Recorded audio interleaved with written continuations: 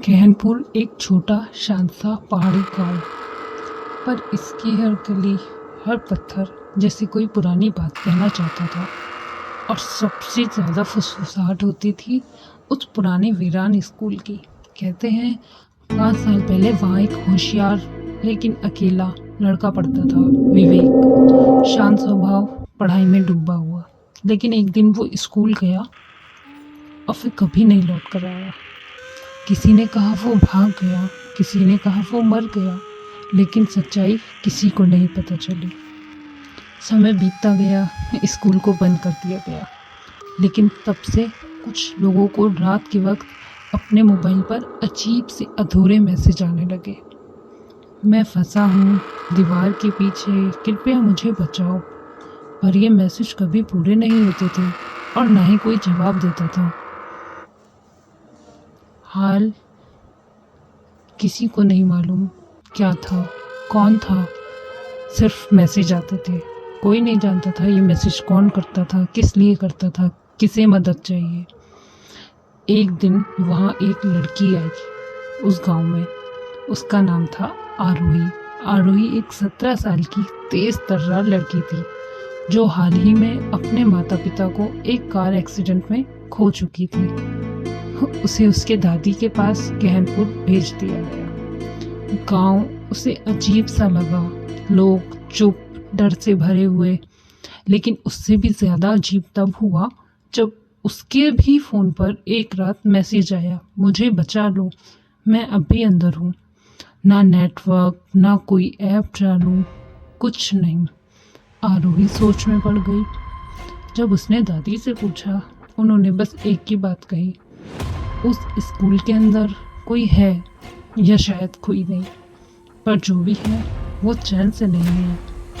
कई रातों तक आरोही ने उसी नंबर से और मैसेज पाए, जैसे कोई दर्द में है, जैसे कोई अंदर से रो रहा हो। वो अब चुप नहीं रह सकती थी। एक रात चुपचाप बिना किसी को बताए वो अपने बैग में टॉर्च, कैमरा और एक पुरानी किताब लेकर निकल पड़ी। गांव की सड़कों पर सन्नाटा था, बस पत्तों की सरसराहट और उसके कदमों की आवाज़। स्कूल का गेट जंग लगा था, लेकिन किसी तरह खुल गया। अंदर घुसते ही एक अजीब सी ठंडी हवा चली।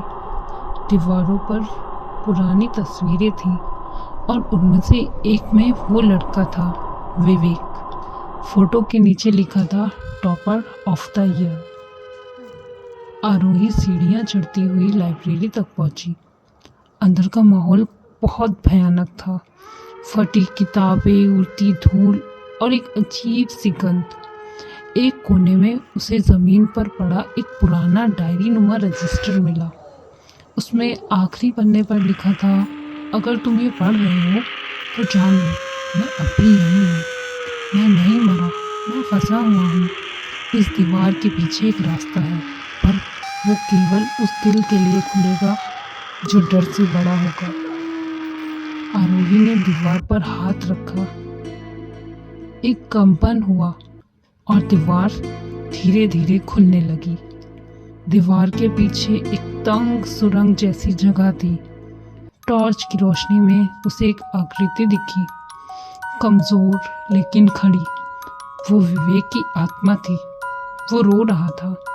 तुम आई हो? उसने कांपते हुए कहा। आरोही ने कहा, हाँ, मैं तुम्हें बाहर लेने आई हूँ। 5 साल से कोई नहीं आया, मेरी बातें किसी ने नहीं सुनी, अब सुन रहा हूँ। आरोही ने उसकी ओर हाथ बढ़ाया। विवेक की आत्मा जैसे हल्की होती गई। उसके आंसू रुक गए और एकदम चमकते उजाले के साथ वो हवा में घुल गया, शांत, मुक्त। अगली सुबह गांव वालों को स्कूल के सामने एक मोबाइल और रजिस्टर मिला। सब हैरान थे क्योंकि उसमें आज की तारीख में लिखा था, मुझे आज़ादी मिल गई। शुक्रिया आरोही। अब आखिरी संदेश पूरा हुआ। गांव फिर से जी उठा।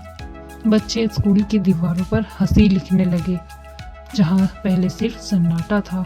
और आरोही, उसे पहली बार अपने जीवन में लगा, शायद माँ बाप की कमी को वो कभी पूरा नहीं कर पाएगी, लेकिन किसी और को खोने से बचा सकती है किसी की मदद करके। डर हमेशा भूतों से नहीं होता, कई बार वो अधूरी कहानियों से होता है, और अगर कोई उन्हें पूरा कर दे तो अंधेरा भी रोशनी में बदल सकता है।